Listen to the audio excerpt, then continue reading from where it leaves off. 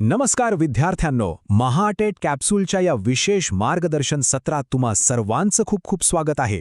आपण सर्वजण महाराष्ट्र टेट परीक्षा 2026ची जोमाने तयारी करत आहात आणि हे आपल्याला माहीतच आहे की व्याकरणाचा पाया पक्का असल्याशिवाय आपण परीक्षेत पुढे जाऊ शकत नाही. तर आज आपण एका अत्यंत महत्त्वाच्या आणि हमखास मार्क मिळवून देणाऱ्या टॉपिकवर फोकस करणार आहोत. तो म्हणजे विशेषण. या संकल्पनेचा आपण असा काही अभ्यास करूया की परीक्षेत कसाही प्रश्न आला तरी तो तुमचा अजिबात चुकणार नाही. चला तर मग लगेचच सुरुवात करूया. आता आजचा आपला हा संपूर्ण अभ्यास कशावर आधारित असणार आहे तर या उत्तम प्रकारे तयार केलेल्या हस्तलेखित नोट्सवर. या एकाच पानावर विशेषणाची सगळी माहिती, त्याचे प्रकार आणि उदाहरणे अगदी सुटसुटीत मांडली आहेत. आपण हेच एकामागोमाग एक डिकोड करणार आहोत, जेणेकरून ही संकल्पना कायमस्वरूपी लक्षात राहील. आजच्या सत्राची रूपरेषा अगदी सोपी आहे. 1. विशेषण म्हणजे काय. 2. विशेषणाची काही उदाहरणे. 3. विशेषण कसे ओळखावे. 4. त्याचे 5 मुख्य प्रकार. 5. महत्त्वाची टिप आणि 6. 5 प्रकारांची तुलना.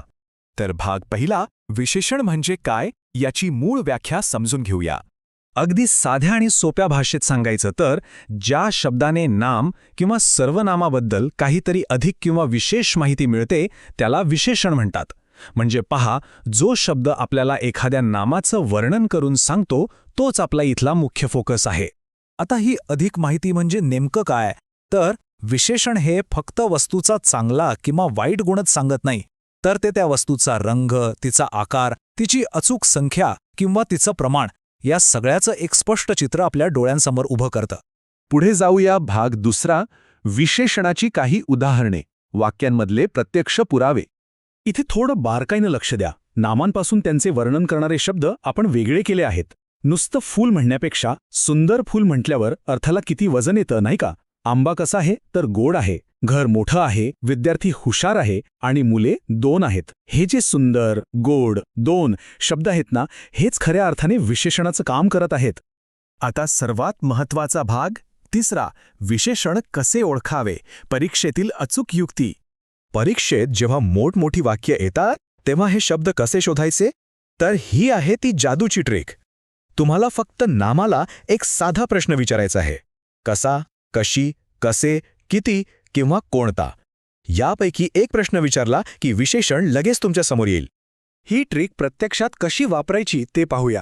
समजा परीक्षेत वाक्य आलं, लाल गुलाब सुंदर दिसतो. इथे नाम आहे गुलाब. आपण प्रश्न विचारूया, गुलाब कसा, आणि आपल्याला लगेचच उत्तर मिळतं, लाल.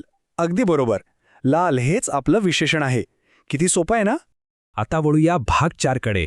विशेषणाचे 5 मुख्य प्रकार आणि सखोल माहिती. विशेषण ओळखायची ट्रिक तर आपल्याला समजली, पण आता आपल्याला हे 5 मुख्य प्रकार तोंडपाठ करायचे आहेत. हे प्रकार आहेत गुणवाचक, संख्यावाचक, परिमाणवाचक, संकेतवाचक आणि प्रश्नवाचक विशेषण. सगळ्यात पहिला प्रकार, गुणवाचक विशेषण. नावावरूनच स्पष्ट होते की जो शब्द एखाद्या वस्तूचा गुण, स्वभाव, रंग किंवा आकार सांगतो त्याला गुणवाचक म्हणतात. जसं की काळी मांजर. इथे काळी हा शब्द मांजरीचा रंग म्हणजेच तिचा मूळ स्वभाव सांगतोय. दुसरा प्रकार आहे संख्यावाचक विशेषण. जेव्हा नामाला एखादी अचूक संख्या जोडलेली असते तेव्हा तो या प्रकारात मोडतो. उदाहरणार्थ 5 फुले.